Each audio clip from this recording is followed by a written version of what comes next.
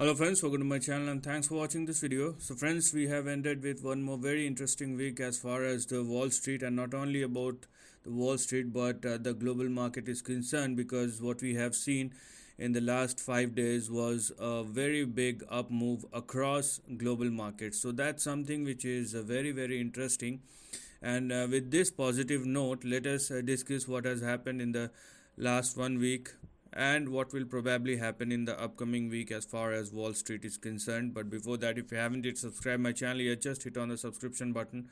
Also hit on the notification bell along with the all button to get my updated video notification. So I think when market is good, news are few.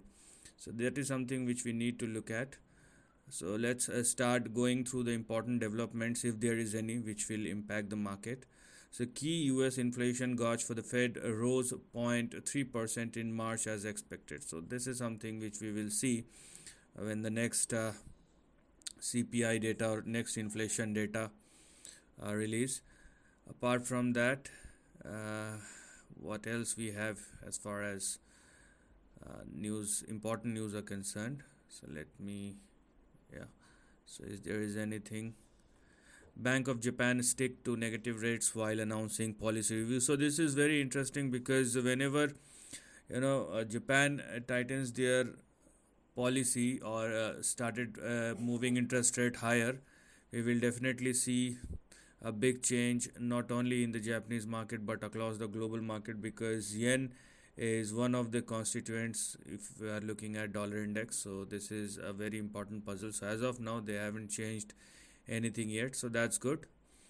Apart from that, tech giants are pouring money into AI as they cut cost elsewhere. So this is very interesting, and this headline is not at all for the sake of reading and not at all for short term. This is indicating something, because now there will be a substantial manpower cut, and you will see now the tech companies will become much more technology driven and much more efficient, much more, I would say, revenue generation part is fine, but their expenditure are going to decrease substantially. And if you are an investor and if you understand this thing, you know that there is a sustainable development which will happen over a period of time. And if you don't understand these things, you must take a note of it and start analyzing or doing research on this, because this will make technology companies much more efficient and much more cash generating. Okay, so this is not only for the short term but for the long term. I mean, this will change the trend for the next 10 to 15 or even 20 years. So this is something which is very big. Apart from this, 31% of new crypto buyers influenced by friends. Why that can be a horrible idea, advisors say. So I think you should go with this press release. And yes, it is indeed a very bad decision if 31% or any percentage, if somebody just influenced by someone. Okay, so if you like somebody's idea, it's your you must decide whether to put your money into it or not. You just do your own research, just have an understanding about the things which you are buying. Okay, you simply can't buy anything which you don't understand more specifically, and it's not like it's going to give you something unusual. Okay, if it gives you a profit, that will definitely be a fluke, because if you don't understand anything and if you're still buying it, it's just taking a chance. So don't do these kind of things. Anyways, you should read these kind of things. These are very important. But yes, what I specifically want to mention is this headline. And I mean, AI will definitely change the growth trajectory for tech companies, and you must not ignore this entire sector. And obviously you need to do your own research about which companies are going to get the most of the benefit from here. But yes, this is something which is very important. Apart from that, I don't think there are any big news. I don't want to cover geopolitical news. So let's go and see what's happened in the market, because market performed quite well in the last 1 week. So Dow Jones up by 272 points, Nasdaq was flat, S&P up by 34 points, gold is hovering near $2,000.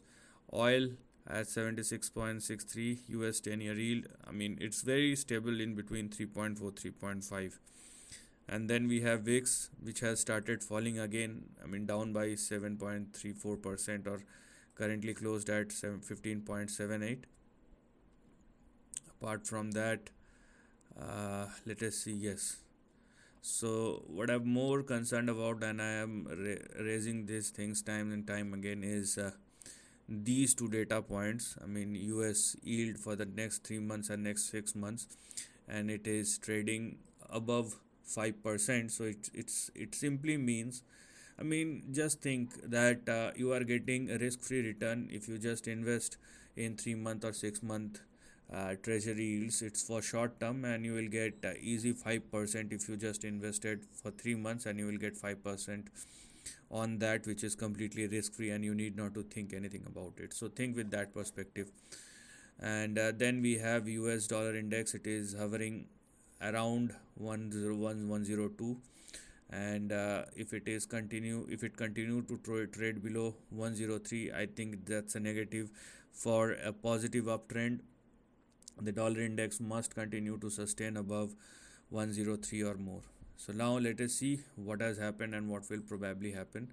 First start with, so this is the S&P 500 chart. Okay, so let's start analyzing S&P 500 chart. And I will be a bit more cautious right now. Obviously there are some very positive indications, because S&P 500, and I think you will find a similar kind of price action across indices, because all of those indices moved in the same manner. So you will see similar kind of pattern, at least for this week. So right now S&P 500 is trading very near to 4181 and 4207 or 4210, and these two are your near term resistance level, and a breakout above 4210 will push S&P 500 above or towards 4330, but this is conditional, and one must recognize the trend and just wait for the breakout to happen. Okay, it's just 30-40 points, so just make sure that a breakout is there, and then take your decisions accordingly.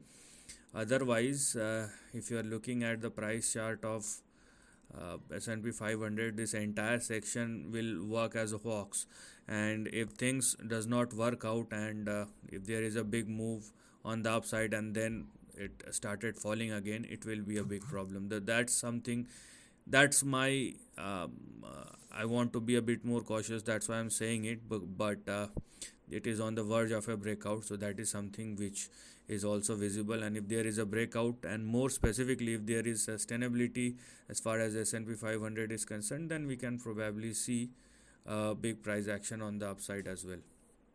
Now let's go and check the price chart of Nasdaq. What Nasdaq is saying, as I told you, similar kind of price pattern. So because S&P 500 is the largest index, and it will give you a flavor of both Nasdaq and Dow Jones, so that's why it's easy to understand what S&P 500 is saying and what would probably happen both in a Nasdaq as well as in a Dow Jones. So Nasdaq is also trading very near to its breakout zone, which is 12,270, and if it sustains above 12,270, we have 13,180, 13,190. So this is something which one can expect as far as Nasdaq is concerned. So similar pattern, Nasdaq also trading very near to its breakout zone, similar to S&P 500. And let's go and check out Dow Jones. I think you will see the similar kind of pattern. You can clearly see. So looking at S&P 500 will give you a clear indication about the price chart and what will probably happen going forward. But take this opportunity with a pinch of salt, because if these levels, I mean, all three indices are indicating a breakout, but the condition is it must sustain above the breakout zone, and if it does not, then this will turn into a resistance, and you will see a sharp down move as well. Okay, I'm not negative on the trend, but you just need to be a bit more extra cautious, because the market and the news in the short term are looking very shaky, and when the data points are heavy, which they are right now, you will see some volatility which will again started crippling the equity market. So similarly for the Dow Jones, we have our immediate target at 34,300 and 34,600, 630, and the breakout will happen above 34,630. And if it does happen, then obviously Dow Jones is moving towards 35 or 36,000 or 36,700, 800. But uh, all these indices are indicating similar sort of moves, and it all depends upon the breakout. Okay, it's all depend upon the breakout and the sustainability of breakout. So this is something which one must understand right now. So the next chart, let us see what the VIX is saying. I want to keep this session short, otherwise generally I made long videos for USA weekly market report, and you can clearly see there is a big downside that has started again as far as VIX is concerned. And if you're looking, this is the monthly chart of VIX, and which is clearly indicating if volatility does not comes back again, because VIX will change in a minute. Once the market turns volatile, VIX will show you a sharp move. So there is nothing called this trend is reliable or not, and that's why we have seen zigzags all around. And if you're technically looking at the trend overall, it looks like VIX is moving towards 10.49 and 8.92, and that's where you will find that equity market moves are sustainable. The condition is volatility must not come back again. Otherwise, any change in the price chart will happen in a fraction of second or fraction of minute. So this is the overall range, and with the previous week's fall or the week that has just gone by, we have seen a huge amount of fall in the VIX, and VIX closed at 15.78, and it is moving towards 9 and 10.5. So this is very positive for equity market if VIX does not fall. One more important level which one should look at, and that is 14.35. If VIX trade above and hold above 14.35, you will see an upside again. So this is something which one should look at. Let us see if we have anything else apart from that which one should look at. I think we must look at the dollar index, because when everything looks very beautiful, it is something that one must worry about, because it can't be true. Okay, the problem is it can't be true all the time, and one bad data point and market will started factoring in anything. And we have seen sharp moves. Dow Jones one day fallen by 500 600 points, second day up by 300 400 or 500 points. So this is something which is very, very scary. Now if you are looking at dollar index, instead of volatility, it is holding above 100.86 and 101. And if it continues to do that, if dollar index continues to hold above 101, then the next swing will happen towards 105 and 105.98 or 106. So this is where the volatility lies. If dollar index started moving again on the upside, you will see the reversal in equity market is indeed a possibility, and that's why I'm saying be a bit more extra cautious.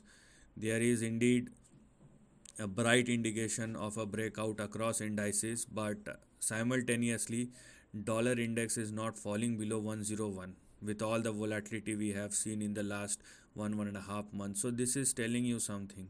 If it does not fall below 101, then the next move for dollar index will happen towards 105 and 103. And similarly, we will see the opposite reaction in the equity market. So rather moving higher, it will started falling lower. So that's something which one must recognize and one must look at with a very, very focused view. So this is what we have as far as the trend is concerned for the week that has passed by and what will probably happen in the next 1 week. So overall trend is very good, and it all depends upon any volatile development which may cripple the market along with the price movement in dollar index going forward. So this is the end of the video. Thanks for watching.